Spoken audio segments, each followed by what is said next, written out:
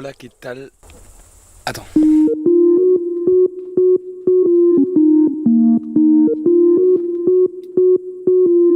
Hola, ¿qué tal? Bienvenue dans cette 7e semaine d'aménagement. Le thème aujourd'hui, tu l'auras peut-être deviné, c'est l'électricité. C'est parti. Comme je l'ai expliqué dans une vidéo il y a peut-être 2 semaines, j'avais acheté toutes mes fournitures pour faire l'électricité de ce camion, mais je ne l'avais pas encore fait. Et c'est aujourd'hui chose faite. Je vous montre. Pour cela, j'ai eu besoin, entre autres, de panneaux solaires, d'un onduleur hybride, de câbles, de disjoncteurs, de câbles, d'encore plus de câbles, de batteries, d'interrupteurs, de lampes, de prises. Si vous avez vu ma vidéo sur les panneaux solaires, vous avez vu que je les ai installés sur mon toit grâce à un système qui permet aux panneaux solaires d'être inclinés pour mieux capter le soleil en journée, à condition d'être orienté vers le sud, bien sûr. Mon système est simple et loin d'être abouti. Il s'agit pour l'instant juste de 2 barres de fer qui maintiennent les panneaux solaires inclinés, qui sont eux-mêmes inclinés grâce à 2 charnières que j'ai fixées dans le toit. Je vais sûrement améliorer cette inclinaison des panneaux solaires grâce à un système de vérins qui permettront une levée beaucoup plus facile et un maintien bien meilleur des panneaux solaires. Mais ça, ce sera pour une prochaine fois. L'étape d'après a été de faire passer les câbles solaires par le toit du camion pour arriver vers mon hub de batterie dans le camion. Pour cela, j'ai percé 2 trous dans le camion et j'ai ensuite passé les câbles dans une plaque qui permet de faire l'étanchéité avec l'extérieur. Et vu l'orage qu'il y a eu hier soir, je suis bien content de l'avoir fait. Mes câbles solaires rentrent ensuite dans l'onduleur hybride. L'avantage de l'onduleur hybride, c'est que tout rentre et sort de ce même appareil. C'est-à-dire que j'ai mon photovoltaïque, mes batteries, ma sortie de courant, et je peux même mettre une autre entrée de courant dans ce même onduleur. Là-dedans, il y a un régulateur de charge MPPT qui permet d'optimiser le courant qui provient des panneaux solaires afin de charger au mieux les batteries. Et j'ai également la possibilité, lorsque mes batteries sont entièrement rechargées, de passer directement du panneau à mon circuit électrique, ce qui évite de passer par la batterie et donc d'améliorer le système. L'étape d'après, ça a été de relier l'onduleur à mon disjoncteur général, puis de relier chaque disjoncteur à soit des prises, soit des ampoules, soit...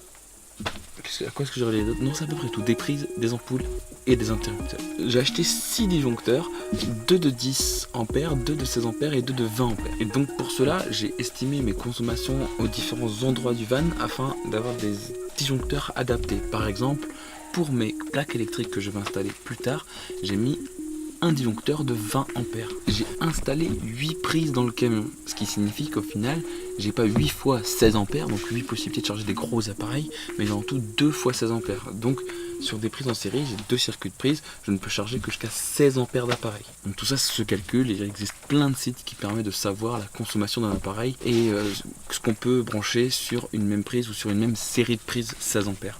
Donc j'ai également fait tout mon circuit d'éclairage, donc j'ai juste tiré les câbles, maintenant il me reste à les cacher et à faire des caches aussi pour les ampoules et les interrupteurs et les prises. Et pour cela j'ai utilisé du fil de diamètre 1,5 mm que j'ai tiré dans tout le camion.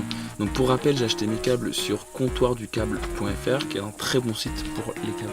J'ai fait l'erreur ou pas d'ailleurs d'acheter du câble noir, donc il m'a fallu au moment de câbler bien marquer tous les câbles en bleu, rouge et jaune et vert pour la phase, le neutre et la terre. Et ce qu'il faut quand même retenir, c'est qu'il ne faut pas brancher la terre sur la phase sur le neutre et le neutre sur la phase, parce que sinon ça devient n'importe quoi et il y a des petits risques quand même. Et quand il s'agit d'électrique, vaut mieux pas rigoler. Et finalement, la dernière chose qui est reliée à mon onduleur hybride, ce sont mes 2 batteries de 150 Ah 12 volts qui sont reliées en série, ce qui permet d'avoir un parc 24 volts, ce qui correspond à mon parc 24 volts de mes panneaux solaires, de mes 2 panneaux solaires qui sont également branchés en série. Voilà, c'est tout pour cette semaine. C'est pas des avancées hyper visibles encore une fois, mais bon Dieu, qu'est-ce que ça fait plaisir d'avoir de la lumière dans ce camion et de pouvoir charger ces appareils.